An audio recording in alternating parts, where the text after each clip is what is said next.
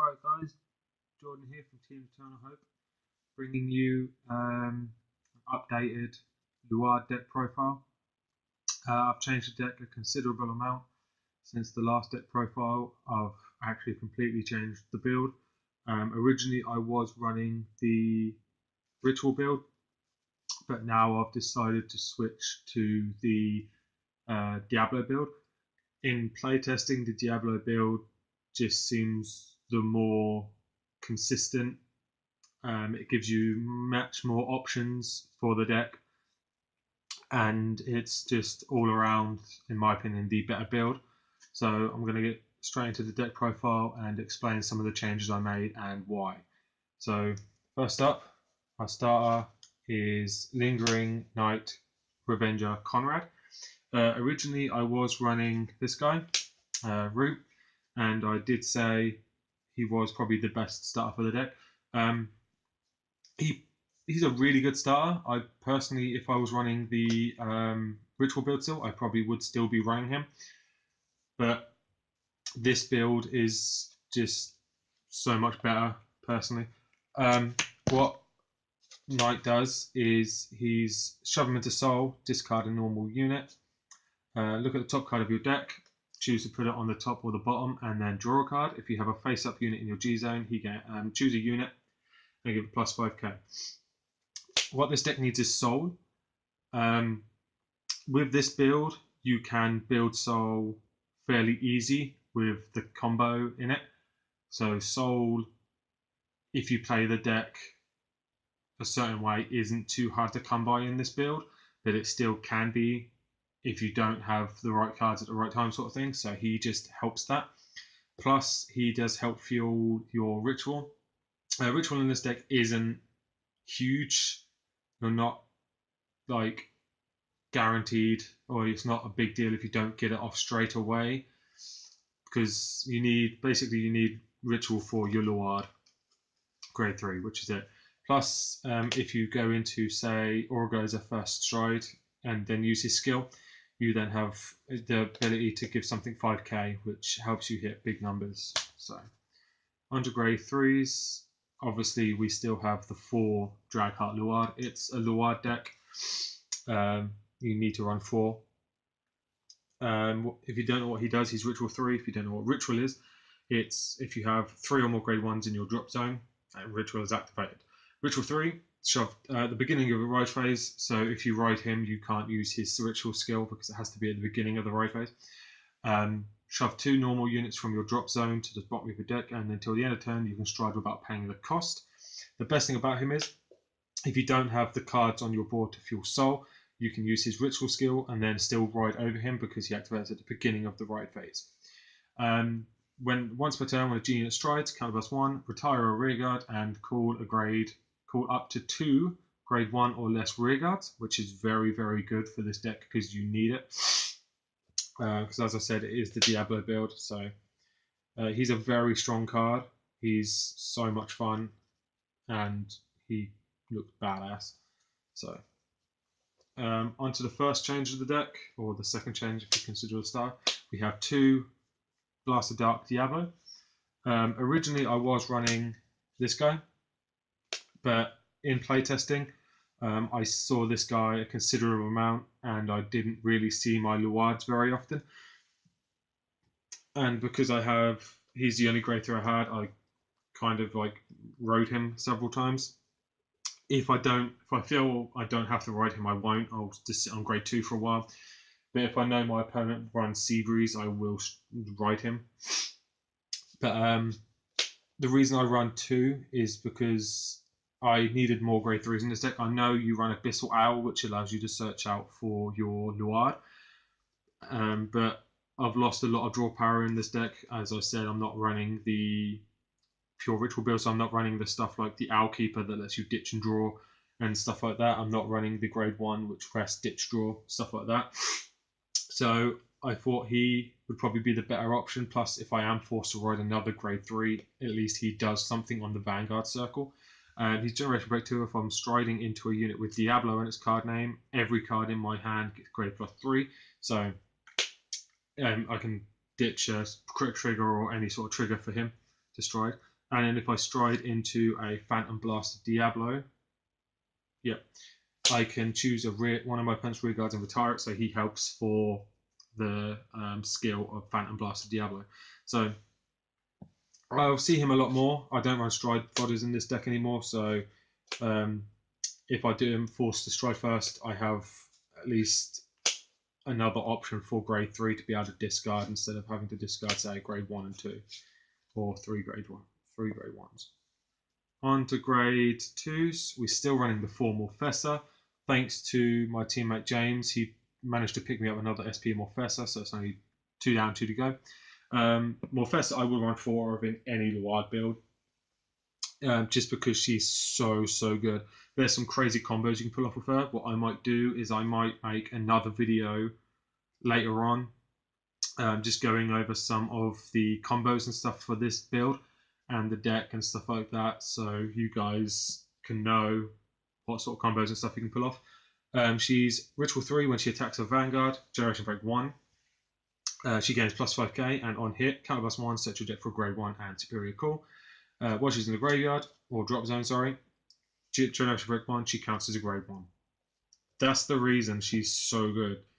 Like, you Soul Blast her, you can intercept with her early game, and then once you hit Generation Break 1, she's the grade 1 in the drop zone, so she's helping you fuel your ritual, and so on. So, plus she hits 14k by herself, so with a 7k behind her, she's hitting 21, which is good numbers. Next we run 4. I always get his name. Black Chain Flame Dance Formation Howl. I'm pretty sure that's how you pronounce his name. This card is insane.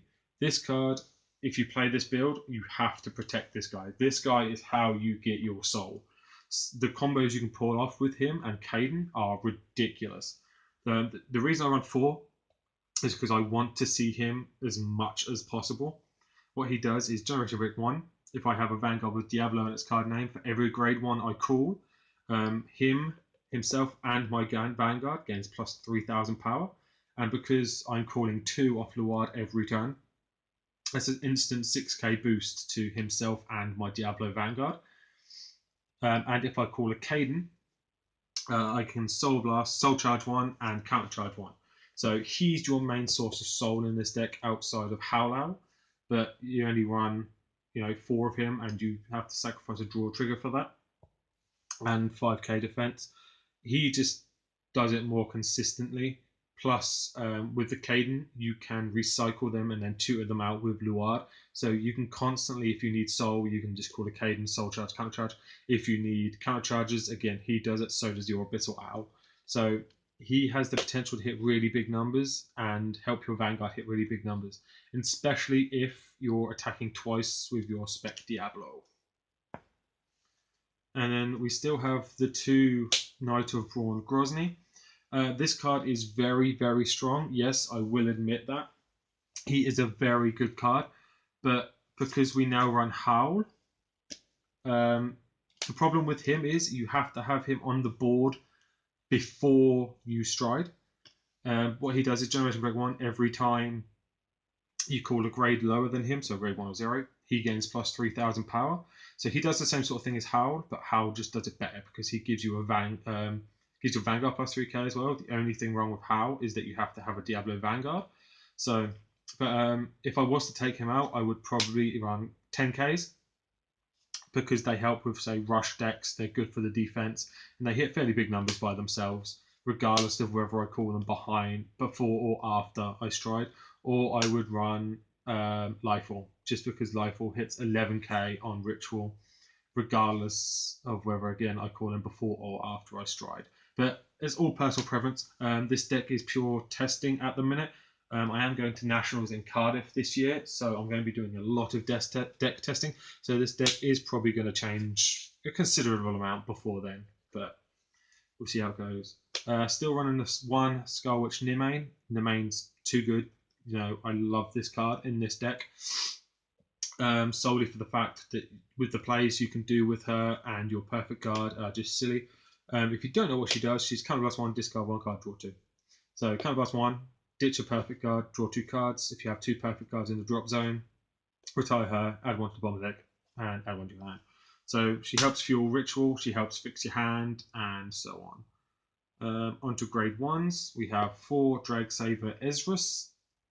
Ezra's is the best perfect card for this deck. You could run Karma Collector if you really want to, but if you have Howl and the Caden combo in here, you don't need it, because you're going to have the Howl and the Abyssal Owls for your counter charges. You don't need it. What she does is, as I said, Ritual 3, Generation Red 1, if she's in your drop zone, you can retire one of your rear guards, select another copy of her, so if you have 2, retire a rear guard, add 1 to hand and 1 to the bottom of the deck. So the best thing about this combo is you're discarding 1 card, yes, you're discarding her, but Nemain replaces herself and the perfect card you're discarding, and then you're then retiring Nemain to get her back to hand. So in a way, you're going +1 for that turn. You're losing a Counterblast, but Counterblast is not a problem in this deck. You do not have to worry about Counterblast at all. So other than that, she's just a perfect standard perfect card that she still can't protect rear guards, but that's not a problem because, you know, it's Luard. 4 Abyssal Owl. Abyssal Owl's one of your MVPs in the grade 1 slots. When it's placed on rear guard from hand, look at the top 7 for a Luard, add it to your hand. If you do, you can you have to discard cards from your hand that equal to grade 3 or more. So you don't have to add it. You can do it just to shuffle your deck. You know, if you don't say, yeah, I don't know where I was going with that. If you just want to shuffle your deck, you know, hopefully try and get perfect cards or whatnot, or you have triggers at the bottom of your deck because you know you somehow put them there, or you just know they're there somehow, and you want to shuffle your deck, try and get them to the top or just as near to the top as possible, you can use this guy just to shuffle your deck. When he's sent to the rear guard, Ritual 3, when he's sent to the rear guard for the cost or effect of a Luard unit, so that's all your strides plus Luard himself, you can countercharge 1. He counts towards his own ritual, which is nice. So if you only have 2 in the bin, he counts towards the 3rd, even though he's not in the bin, which is really nice. 3 Caden. I don't run 4 solely for the fact, like I said, you can tutor him out with Luard. What he does is Generation Week 1, when this unit is placed in drop zone, from rear guard for the cost of your ability. If I have a Vanguard with Diablo in its card name, choose one of your Vanguards, and until end of turn it gets plus 5,000 power. When this unit attacks, and it gets a skill on Vanguard, when this unit attack hits a Vanguard, search your deck for up to 1 grade 1 card, call it to rear guard, shuffle your deck. And then if there is a Howl on your rear guard, the unit called with this effect also gains 5,000 power. So what I like to do is I like to call this guy off of Luard, if I have a Howl, gain 6k for Howl, Caden, and the other grade 1 I call with Howl, and then Soul Charge 1, Counter Charge 1. If I have Spec Diablo, I retire him with Spec Diablo's first skill to then give Spec Diablo another 5,000 power and on hit call a grade 1. So basically call this off Luard, give Howl and Vanguard 6,000 power, use Spec Diablo skill to retire him, give Spec Diablo another 5,000 power, making him 37,000 by himself. Then if he hits, you call another grade 1, so if you have another Caden, you can call another Caden to then give Howl and your Vanguard another 3,000 power, so that's a 9,000 power to each unit. So your Vanguard's attacking for 40,000 power without boost. So it's really nice. You can pull off some really crazy combos with this card. And like, you know, it's just silly some of the stuff you can pull off with this. Plus he's tutorable, you can shuffle him back in with Luard's skill. Next we run 2 Drag Wizard Niece. I was going to take this guy out, but then I've been watching a load of deck profiles online. And this card is really helpful against, say, your Link Joker matchup, where they like locking your front row rear guards. What this guy does is Ritual 3, when it's placed on rear guard from deck, he gains plus 2,000 passes. No K boost, this is nice.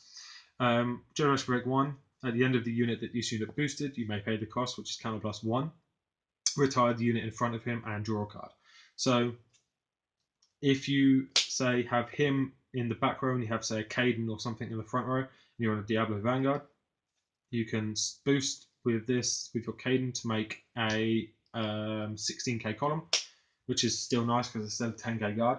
Use this skill to counterblast 1, to then retire the Caden, draw a card, plus give your Vanguard 5k to then call another grade 1 if it hits. And you're opening up a rearguard circle on the front row, so if your Vanguard does hit, you can call another grade 1 off of it, which is really nice. So he, like I say, just helps with your Link Joker matchup, plus he's nice draw power. We play the 1 Swordbreaker. You could play 2 in this deck because, like I said, you have Howled for your soul, but I have a little tech in here that I actually am really liking at the minute. So plus I changed another grade 1 in this deck that Soul Blasts as well, and the combo with that card is just crazy. So yeah, Soul Blast 1, draw a card when it's placed on deck, when it's placed on rearguard from deck. So it's the Din Draincone. She's really nice. You could run 2, like I say, if you really want to, but I just like running the 1. Dark Trumpeter. My favourite new addition to this deck is this card. This card is insane. If you don't have one, I highly recommend picking it up and putting it in your deck. The combos with this card is crazy. What she does is Generation Break 1, Soul Blast 1. When she's put onto rearguard, and when she's placed on rearguard, if you have a Vanguard with Blast or its card name, you may pay the cost. If you do, search your deck for a grade 1 or less and call it to rearguard. Now, the thing is why she's so good is because she says or less on her skill. So I'm not going to go into the combo completely. I'll do that in another video. But basically, you can make her skill free with Howl, and you can get your stand trigger out and whatnot. And the combos you can pull off with her are just silly. But like I say, I'll go into the combos and stuff in another video at a later date. Once I've got a finalised version of the deck and whatnot, once I know the exact build I'm taking to Nationals, I'll bring out another deck profile. I'll do a combo video and whatnot. But like I say, if you don't have one of these, I highly recommend picking one up because she's such a good card in this deck, and with how Soul can be an issue, but you know, if you're striding into your Diablo Vanguards a lot, it doesn't really matter. And then last up, we have Black Sage Charon, the 8k vanilla. Now, I know what you're thinking. Why don't you run, say, like I said, a second Swordbreaker, or even a Stride Fodder, for example, or a third Blaster Duck Diablo, or just any other grade 3? This card's good because it helps you hit even strong, bigger numbers, and if you call it off of Drag Driver, if you have, you're going to have 3 rear guards in your deck, so you have to have at least Ritual 3 to use Drag Driver as an instant 11k boost off of this. The numbers you can pull off with this guy are crazy, plus you can shuffle him back into your deck, you can tilt him out, anything really. So he's just nice as a one-off. Plus, if you ride him first turn, it makes your opponents hitting you much harder because it makes you guarding easier and whatnot. So he's just nice to help you hit those extra numbers.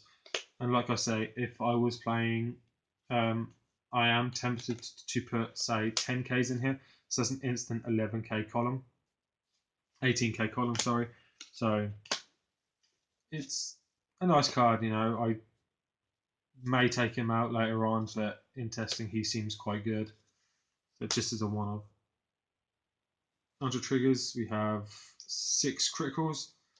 You know, just standard critical lineup.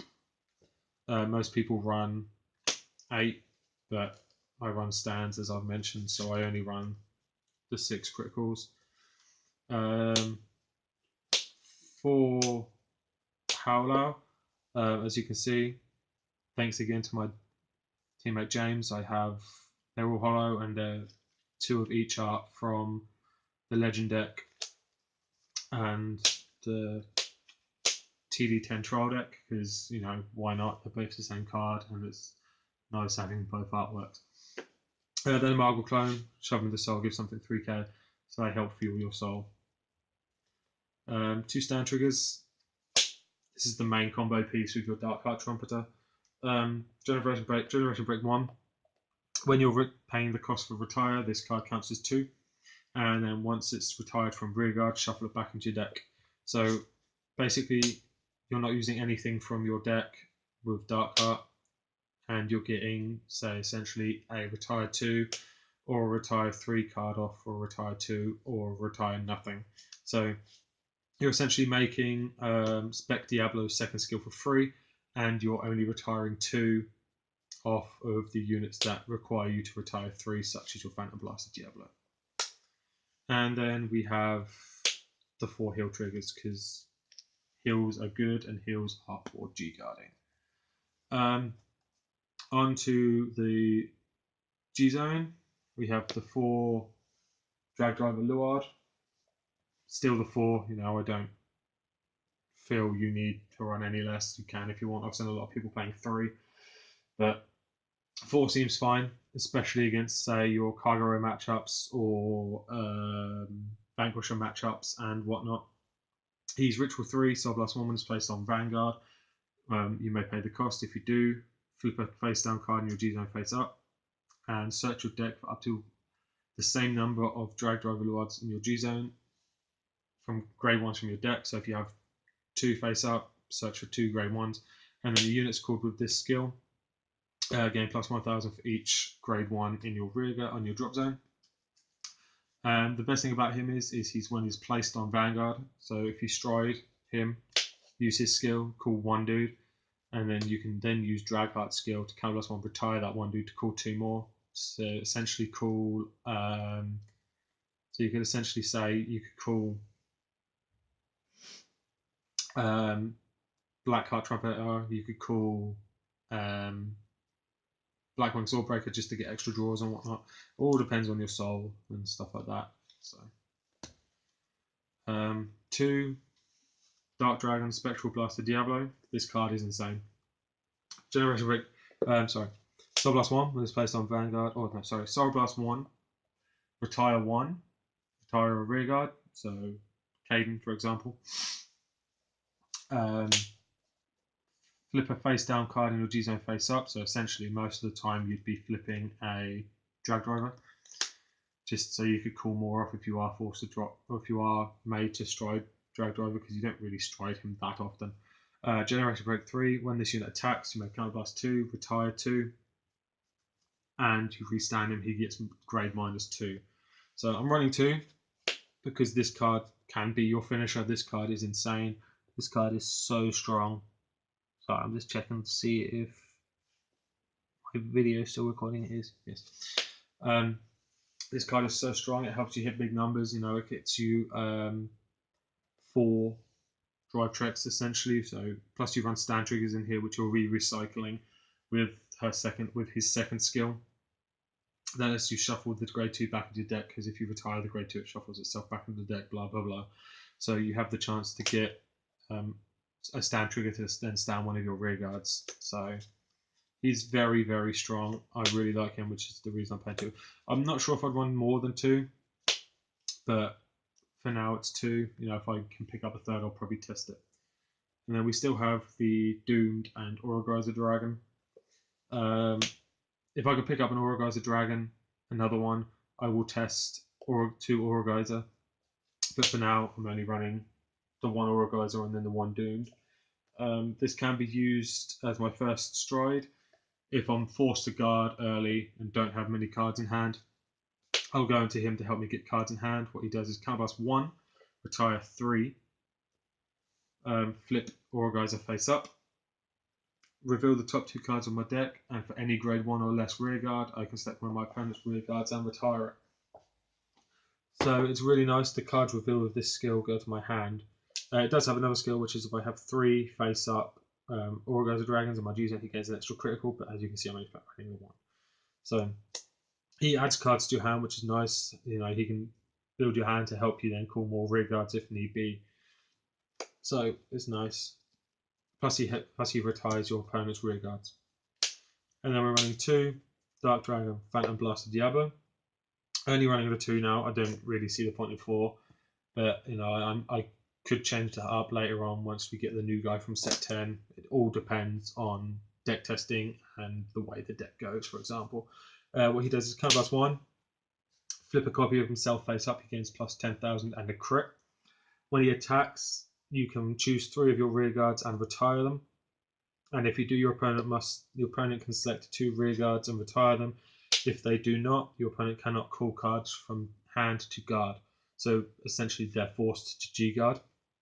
The best thing about this card is with where are they? Hal and Caden. You have Hal on your rear guard, stride into this guy. You've called Caden and one other grade 1. That's an instant 6k boost to this, makes him 32,000. You then use his skill to flip a face up copy of himself face up. Gives him plus 10k in a crit. That's a 42,000 thingy. His skill, retire the stand trigger and Caden.